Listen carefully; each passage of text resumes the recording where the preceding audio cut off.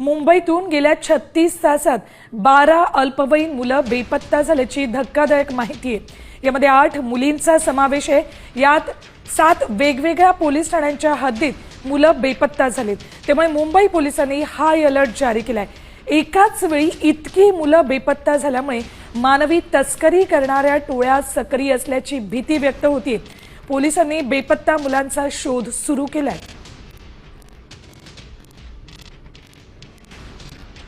बघा, शिवाजीनगरमधून 4, साकीनाक्यातून 2, कुठून किती मुलं बेपत्ता झाले त्याचा हा आकडा।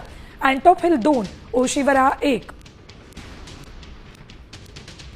मानखुर्द 1,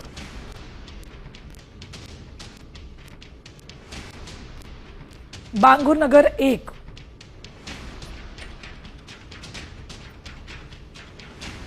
आणि घाटकोपर मधून 1 असे एकूण 12